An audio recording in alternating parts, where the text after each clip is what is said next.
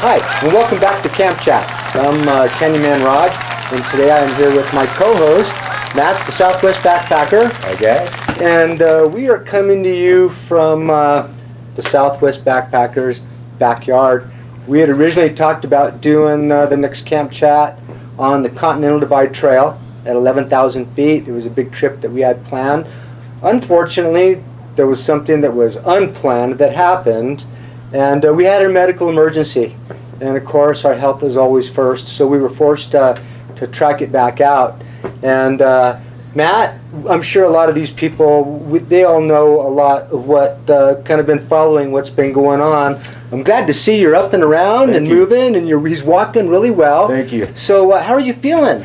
I feel good. I feel good. Like you're saying, I've been walking around and getting on my own.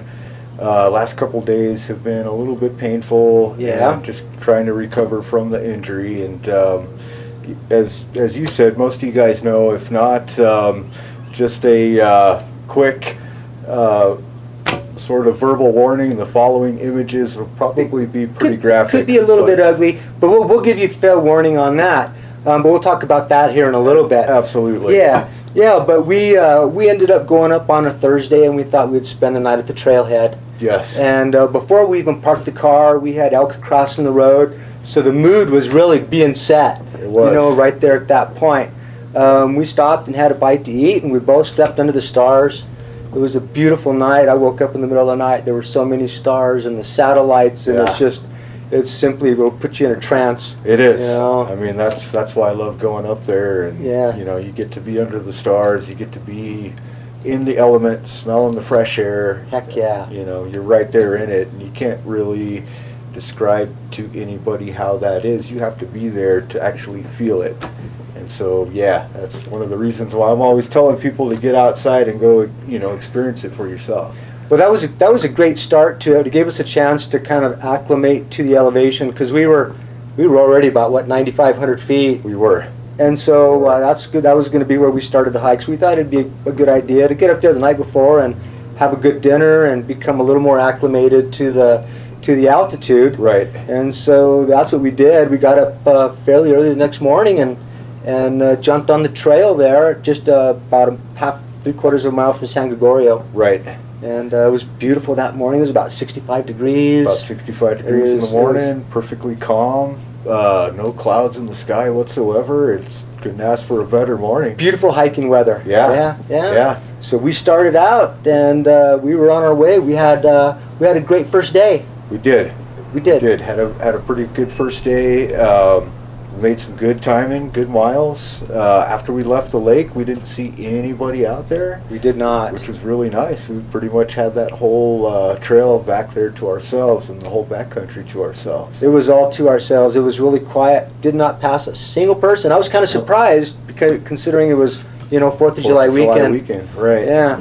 But one thing I do got to admit is that 5.5 miles with that heavy pack, I was glad when we made it to our campsite. I was too. I was sore. My shoulders were screaming. My shoulders were screaming. My hips were screaming. Yeah. I think we really did overpack our packs, and we purposely did this because night one we usually will bring up some liquid luxuries with us. We usually will bring a can of beer or two with us. We carried a couple cans of beer with us to celebrate for night one. And then long hike. Crush the cans down and take them out with you. It's really easy that way.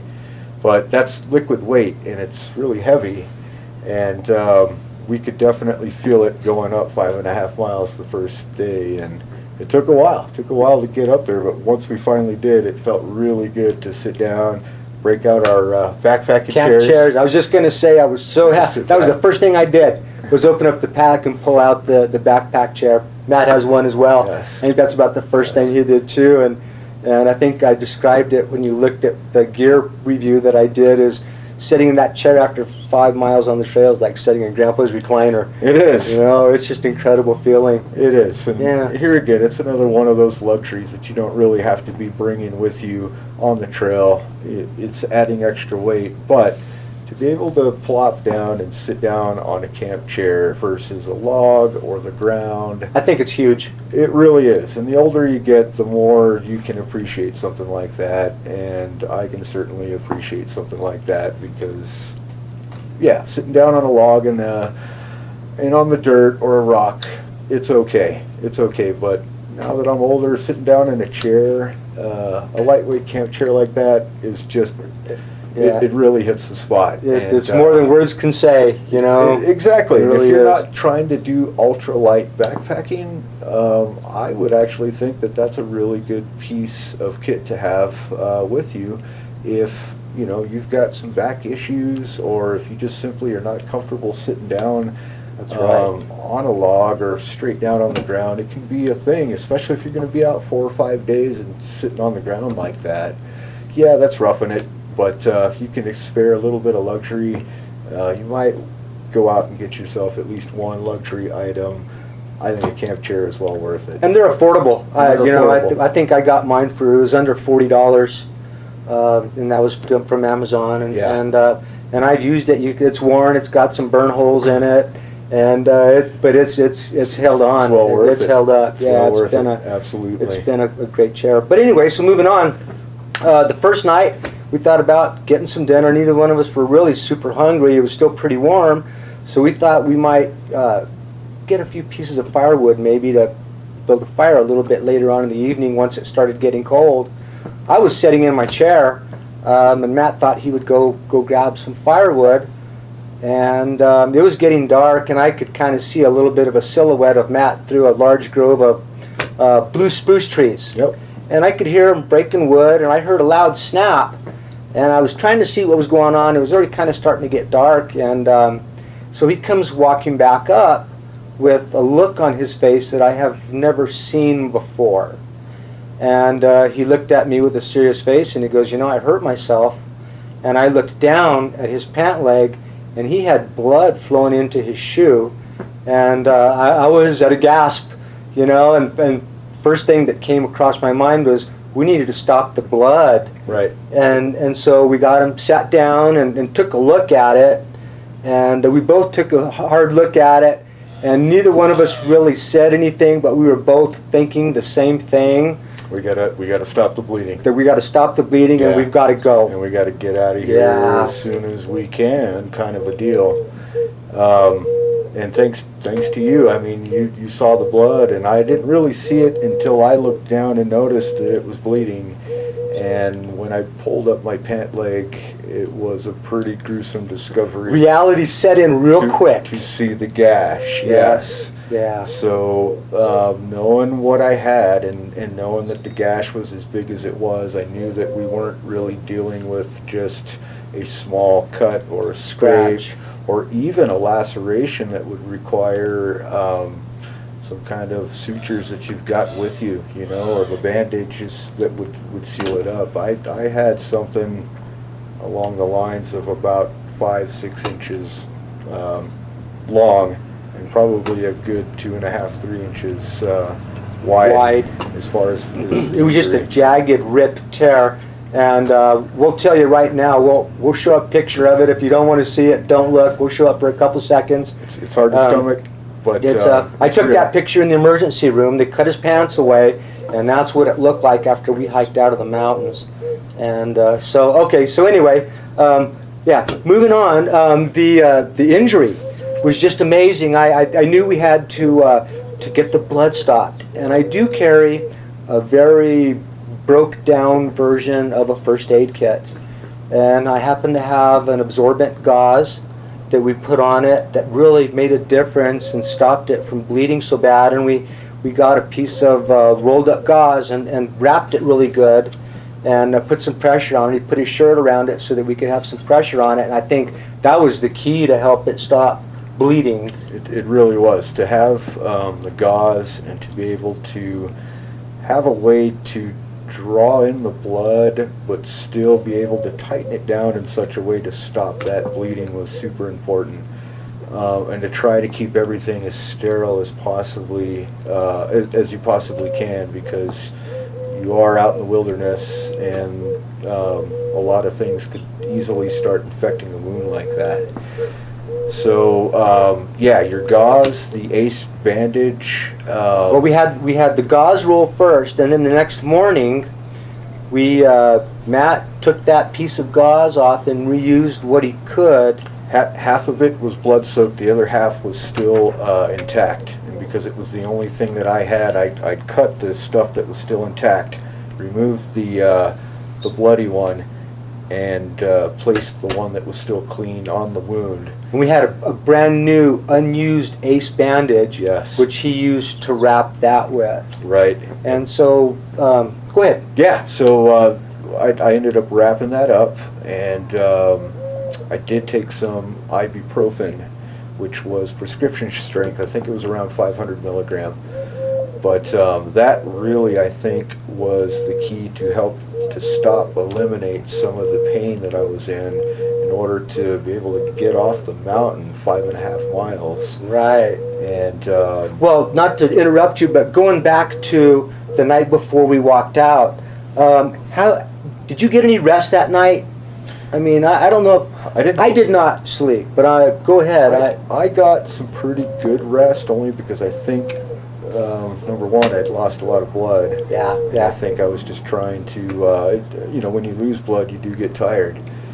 But yeah, I didn't really sleep all that well, knowing that I did have the injury. And the only thing that was really on my mind after I got the injury was infection and the possibility of losing my leg due to infection. Right. And so I knew that we had to get off of that mountain immediately. But that night, there was no possible way that you and I were going to make it off the mountain. No. In the nighttime. No.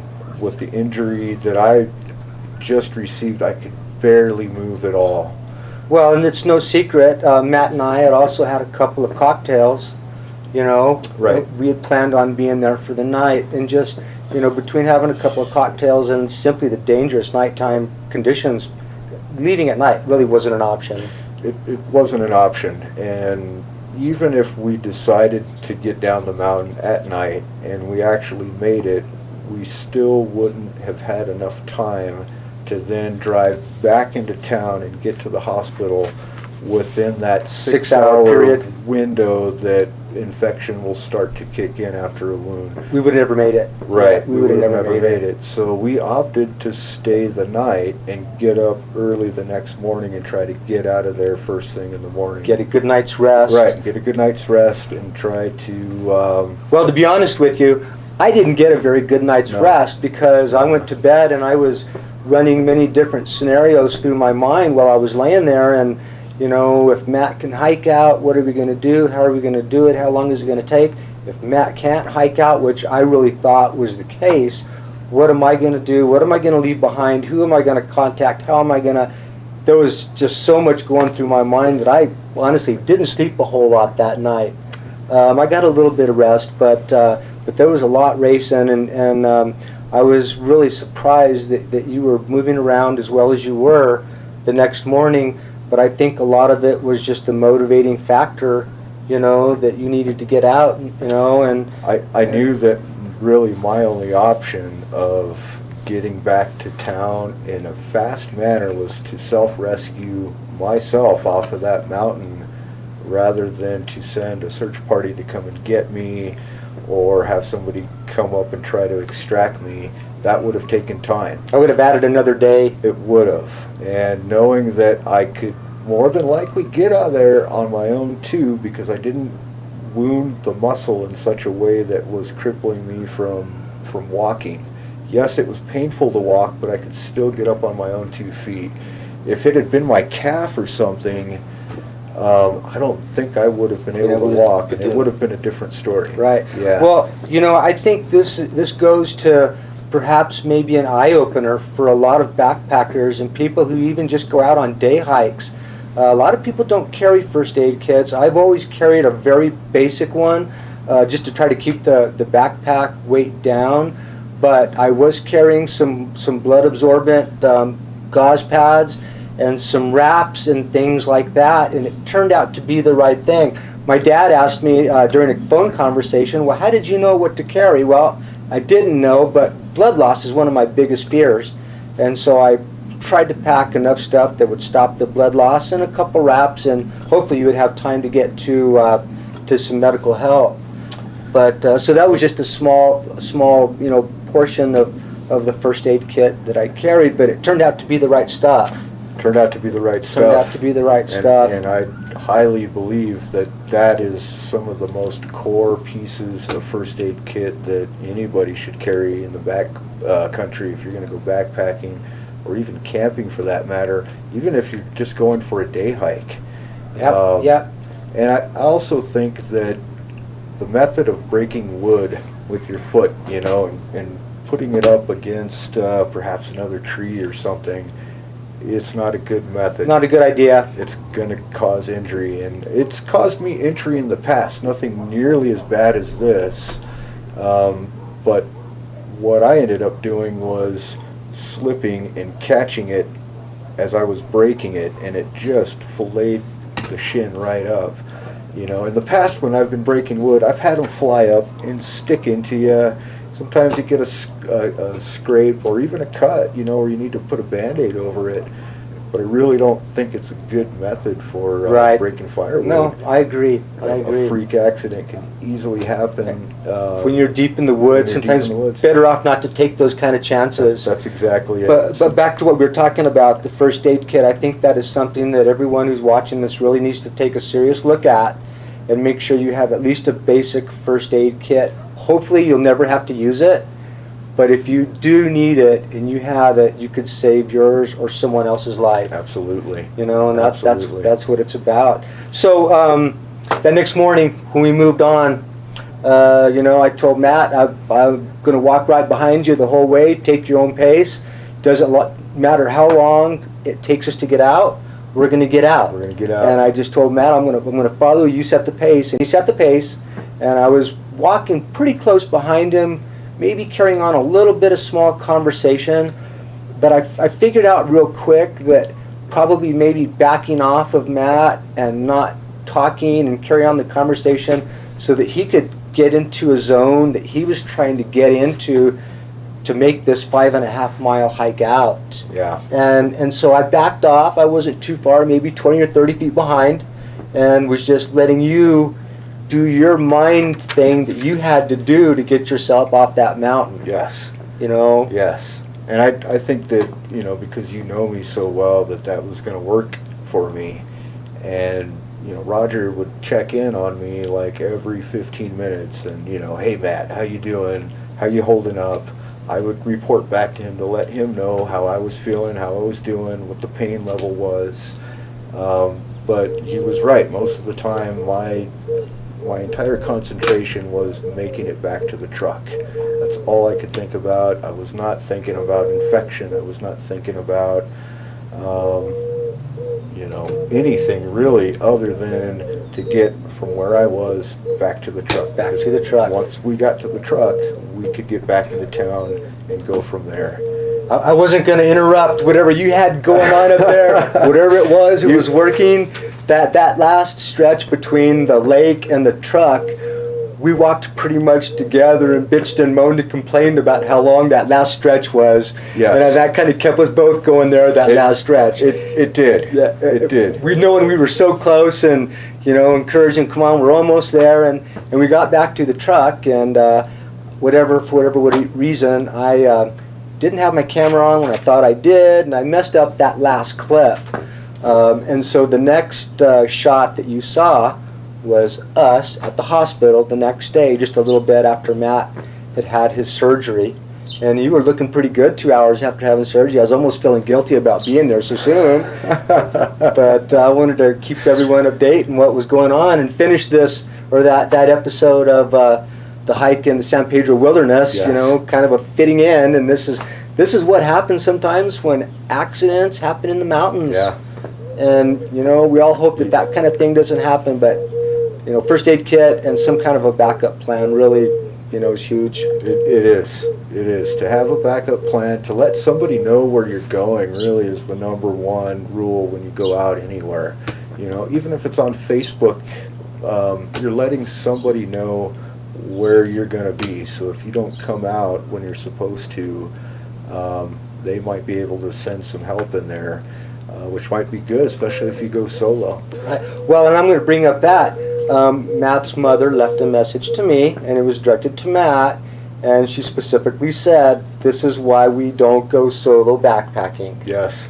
Now, had you been alone, Matt, I have confidence in you, you would have made it out, Yes. but it would have been, I mean, what do you think? That's a big concern, being alone and having something like that happen. It is, and I've had a lot of days to really think about this question, and my answer to you, now that I've experienced this, is I think it's very important, if you're going to go out by yourself, to be in some kind of cell phone range if you are, and if not, then maybe only be a couple of miles away from your vehicle. To be 5.5 miles out, if I were out 5.5 miles solo and what happened, be in big trouble. I would be in big trouble, especially if I didn't have the med kit, which I didn't. Roger did, so always have a med kit with you. And if you're going to go out solo, it might be good to be in an area that's close to cell phone service, or close to an area that you think you can self-rescue yourself. Right. Otherwise, go with a friend if you want to go back in the country real far somewhere, because if something does happen, you need a hiking partner. You've got a partner to help you out when something like this happens. Absolutely. I've been hiking for over 30 years, backpacking and doing this stuff, and this is the first major bad injury that I've had, and it was enough to really wake me up and say, solo backpacking is something that I really enjoy doing, but I need to be a lot more thoughtful and careful about how I do it when I go out, because if something like this happens and you're on your own, you're kind of on your own, and you're going to have to deal with it on your own. So bring a med kit with you. Bring a med kit with you that has... I bet you Matt's going to start carrying a med kit now, right? Oh, yeah. I always... normally I keep one in my truck. Car camping. Most of the time I take it with me backpacking. This one time I actually had forgotten about it. And that's all it took was that one time. Yeah. Well, I'm glad to see you're doing better. Thank you. You're sitting here and... we're sitting here in Matt's backyard. Instead of it being on the Continental Divide Trail at about 65 degrees, we're sitting here and it's close to 100 and there's thunder in the background. Maybe we'll even get a little bit of rain today. We might get so that's a good thing. But one other thing I wanted to mention is on the way down, about halfway down out of the mountain, we came across our first group of people that we had seen in a day and a half. Yes. And they were the Turquoise Trail Young Ladies All Women's Mountain Trekking Team, and there was a couple of sponsors with them, and I guess there was probably 15 or so young ladies, and we want to give them a shout out. They were great to see on the trail. That was the first people we had seen in a day and a half. It was good to see them, and it's even better, Matt, it's great to see our youth, like those young ladies, out enjoying the national forest, the wilderness, enjoying nature, because so many of them don't get the chance to do that. Absolutely. And it's great to see them. So I gave them some T-shirts and kind of threw maybe a challenge or something at them, how they can figure out how to divvy up their shirts. Yeah, and I think they probably figured something out. But anyway, we wanted to say hey, and you guys are great sports, and glad to see you on the trail. Thank you for being in New Mexico. Yeah, and we definitely support what you guys are doing. Absolutely. And getting the youth out there. I think that's a really important thing, and it's really good to see stuff like that on the trail. I really encourage more of it. So yep. Two thumbs up. Thumbs up to all of you guys for doing that. That was great. So, well, Matt, is there anything you would like to add to this episode of Camp Chat? Well, I think other than what I've already told you guys, be safe out there, carry a med kit with you, have a cell phone with you, and if you can, go hiking with a buddy. Go hiking with a buddy. It's fun to do solo trips. If you're going to do them, you got to be really careful. But if you can, go with a buddy. Makes the experience that much more enjoyable. And safer. And safer. And safer. And safer. Yeah. Yeah, other than that, I got to thank you, Roger, for everything that you did as far as getting me off that mountain for all the care and attention you did after the mountain, Yeah. you know, and for the days after, even in the hospital. Roger was right there with me the entire time, and I feel very thankful and blessed to have such a great friend, and so yeah, thank you very much. Yeah, thank you. And you know, and one other thing that, as long as we're saying thank yous, and thanks aren't necessary, dude. Sure. You're a buddy, and I'd Sure. give you the shirt off my back. You know that. I'd give you the medical gear out of my first aid kit too, man. You know that. Yeah, I was gonna say something else, and I kind of just lost my thought. But anyway, we're gonna call it good. Oh no, I remember what I was gonna say now. Okay, got so much going on here. I gotta thank Matt for being calm and cool on the trail with the nasty injury that he had. I think, you know, because Matt was so calm and cool about it, it made it easy for me, and that way I could make it easy for you. Well, but that was huge. I mean, staying calm and collected, and not getting upset or Don't panic is really the panicking, thing. or yes. Right. And that was huge. To be honest with you, I was scared as hell. I know I was scared as for hell. you. But Yeah. knowing what I've got and knowing what we were dealing with, panicking isn't going to get you anywhere. It's only going to make it worse. Right. To concentrate and really focus on what is important is most important, and that's what we were doing. And I think it helped both of us. It out helped quite us both a bit. lot. Yeah. Kept us nice. Helped us and calm, cool, and concentrate collective. and Right. think rationally. Right. And so, anyway, it turned out okay. Well, I can't wait to do our next backpacking trip. Probably not going to be for a while. Probably not going to be for a while. I'm guessing probably car camping would be our next trip, maybe in order. Could be. Perhaps another camp chat can come from somewhere out in the wilderness. Who knows? We've got lots of places to go and lots of places to explore. That's So, right. There's always a new place. Oh yeah, and there's So- always going to be another topic on Camp Chat. So Oh, that's right. That's right. hopefully not as crazy as my experience. Yeah, we don't want anything that crazy. Yeah, that's a little much. But I'm glad you're doing better. Thank you. Thank you, and Thank you thank very you much. for being on. My new Absolutely. co-host Matt. He's going to be with us whenever we're on, and hopefully we'll come to you from another cool spot with a cool story that doesn't involve any kind of medical attention. Yes. Right? Yes. Okay. Well, if you like the video, hit the like button. If you're new to this channel, subscribe. Subscribe button Hit down subscribe. below. Any questions or comments, be sure and leave them down below, and I'll try to respond as quick as I can. Thank you for watching the knynman YouTube channel and Camp Chat. Thumbs up. Thank you guys.